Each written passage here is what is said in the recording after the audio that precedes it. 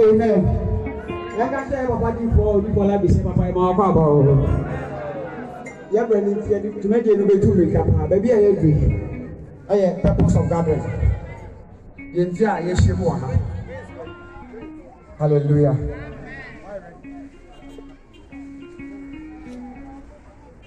I didn't know I'm not paying you, even though yes, you want. You said, what I ever want. Na mama na oya fie ni ekrom na anopai awie ebe hyemu o achim oda aboabo na mbibi ntia na ye ntia ye hyemu ha no ya papa oye Vice Faith Adema aboabo branch pastor Samuel Techi Junior ebe ma yehudi ntia ye hyemu ha ba won se bia won se Give so amen. One can amepa. We dear meda MC. Odi fukronko David Labi. Ne na di fo a etwa hehia ase. Me kire botai ntia. Ene me apala ketwa Samuel Techi Junior. Mafrewo ewo aboabo kurum ha. Masamu amikan. Sa wo hwa me a migina ya meda eja no mo mako enan entem. Dem so amen. Na uwa ha tie die esense enipa bi mu anu mu kasa ye monsam kasa me kire ne enti a ye hia wo ha tie bi kwadwo twa ade no so na ya da to ama ai medam ase me papa onwo me ne Samotechi a obekasa ayi ebiri bi metena asere mi hunu se me papa wa anwome amfa na onwome ma ejanu bebiri me papa otete me wabra 1999 eko 2000 ena bibisua adwuma ewo achemeda ha bibisua adwuma no bi adwuma ni bebre bi kopie ukoforidia eye me papa labi enchen me ne papa ne tena mfinsia be yebu ne miensa di yesa ma sofotare no me calculate a me twam 7 years me 10 years ena me papa efre odifu labi begina ye wabra na odifu David eyare nenka yawa ewo India wabra no kokosa no yade ne yese ma sofotade na ebla yese ma sofotade no 10 years ena mi kwi asofotade na ti no na ewo madni mi se me mfa ohaw ento me papa no so every day me papa frame ogun bebi o say go osomo brew na wututu mirika ekopra okusi yo manti ase me papa asem no metenase ya de nwe na bibisa no kire me se me bi station se me niwa ho na odi made nti ma mpepero ebra me ne akola ni san no agofra na ya de bi a eye me fe me ne pa kwasi disi enu su se ya papa mo ti ase o ma ye adwuma na ko bebiri ba ye nso ye bebie branches ni bi na sɛ yɛ papa mo ɛyɛ adwuma yɛde dɔm na yɛde akɔboa wo wɔn nsɛm nyame asɛ ne yi ɛne me papa odifo labi nante bebree me ba m'akyi ɛne odifo nkansa bɛnante papa wei na oso me mu bɔɔ no me kane onyame nam papa no so aboa me bebree nti me papa mo nyina ɔno na ɔyɛ ka akyiri de sɛsi a mehwɛ a baabi a mefiri a me bɛbie branch wɔ ha ɛyɛ odifo nkansa iwani nkwanta ne nsɛm bɔn sɛ ma no papa wei sɛ meka na sɛm wɔ bɛdwa mu a adadeɛ bɛbɔ yɛn adeɛ bɛsa sɛ nkansafoɔ ɛto no mi sɛ obi tete kankan a ɛno ne odifo nkansa nti mede hyɛ ne tirim sɛ mɛyɛ bibi na papa no ankasa no mede sie no me papa mede sie no odifo labi mede sie no bɛyɛ afe na mewɔ aboabo kuro bia mu a ɛhwehwɛ baabi na mabie mpaebɔ nyankopɔn yɛ adɔm ɛma menyɛ baabi ma papa ne yɛfrɛ no Mr. Echampon asase no a yɛde kyɛɛ no no yɛne me twe wo ma nso afe no bosom nan me papa mo no anyi ɔmo ani ama me ɔmo gyina m'akyiaa ɛkɔsii sɛ lɔyalaija ɔno na ofiri nkran baabi a obɛdi m'akyi mɛtwitwa asɛm no ntia baabi a meka kɔsi ne hia me nti na meekɔ hɔ nyankopɔn yɛ adɔm na yɛde station no abɛsia mene me papa laadi na ɛnanteyɛ papa na mehyɛ adwumaso a ɔde abɛmu no a na mehyɛ nea mekɔdwo awurade do me a medeɛ no sɛ mede mahoɔden ne menyansa aboa asɔfoɔ sɛ wohyɛ tokurom sɛ sɔre to sɛ mepanifoɔ mɛfoma na mode akyɛ me na sɛ meba wo nkyɛn a ɛnam adom akyɛde ahodoɔ awurade de adom me nti no ɛnkyɛ na onyankopɔn ayɛ dɛn apagya nkɔlaa ɛsiane sɛ meba hɔ no menum wii sɛ akɔlaa bie no wɔbɛhu wie no nea meyɛ no abɔfra no bɛyɛ dɛn wɔbɛsua nti meyɛ m'adwene sɛ yɛ papa de Christ St. Faith Tabernacle Church abɛbɔ ha Ghana adɛn na memfa me nimdeɛ nkɔboa no mede me nimdeɛ nkɔboa no sɛ obi a ɔwɔ Christ St. ɛbɛdi m'adanse a papa ne bie asɔre 3 years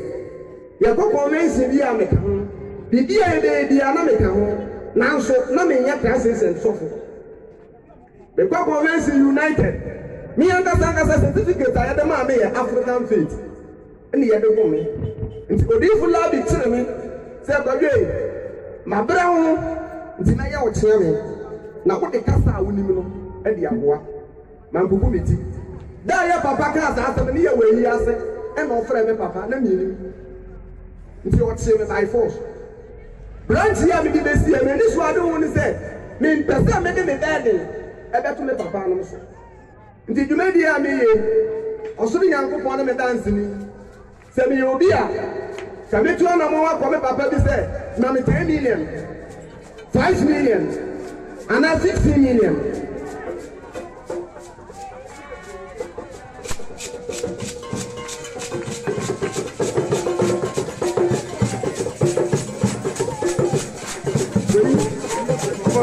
Cameraman, jag kan säga så här.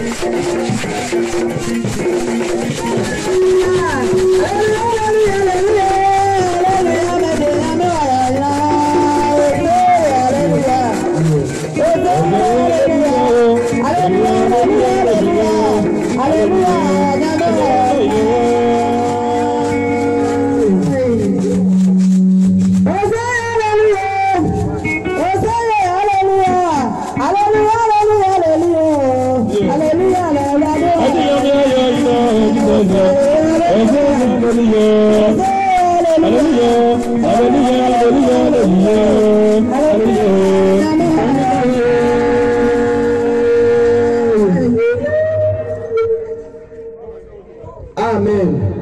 Oh, amen. MC Uba no mama kwa ba wai. Me to am dey so. Me ba to tie me. Aka 1 minute be na me the master penesi. Baby, me case ya say me so. Nti me ya imagine say me for how be am to me papa am so. Esan say me ko obi fun kan san chen. Say papa, me yesi ya. Me misika so oni di ya baba ko mo se ya. Obi ne me dance ni. Say papa di ni di ya. Obekwa ko mo se ya na odi ama.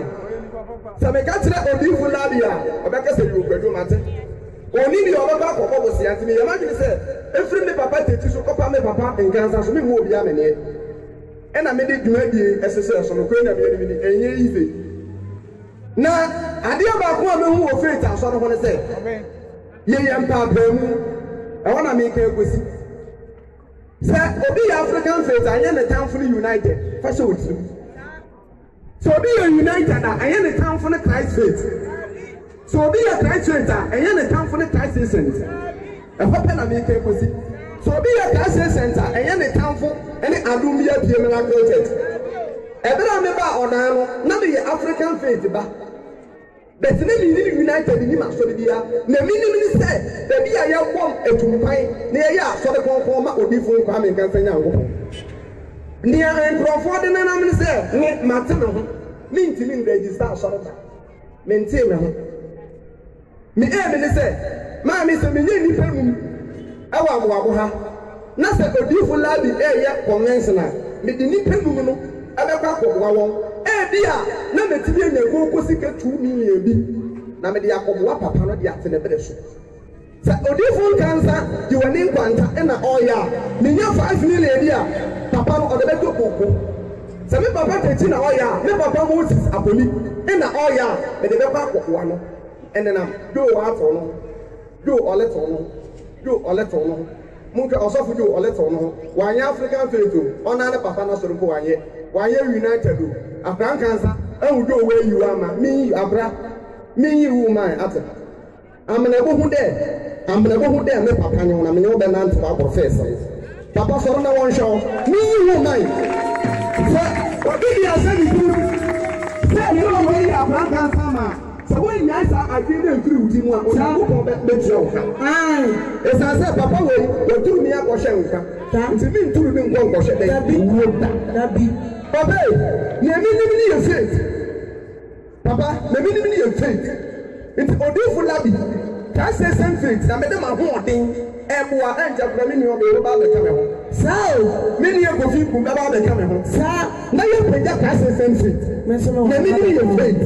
And you think I'm a fraud, but I don't want it. Now, young folk has a same faith. And see, Nedo, mentor. So, be that every one now, every so much of ya, into home, and you easy. Elijah, Bob and Yamite, lawyer, Bakupe, or African faith lawyer, or your Christian faith lawyer, or your United lawyer.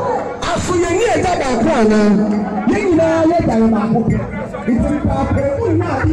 it's a get someone that I put in. When I lose sauce about that woman, when I lose sauce, whatever. Sabiatura, Lion. Or if you grow of them, as some more there as a bookworm, say, oh, my papa lad. When I'm good, or if you come in, because I am a number so that I say, Papa will on some man a millennium. And no pray. Now, mix them.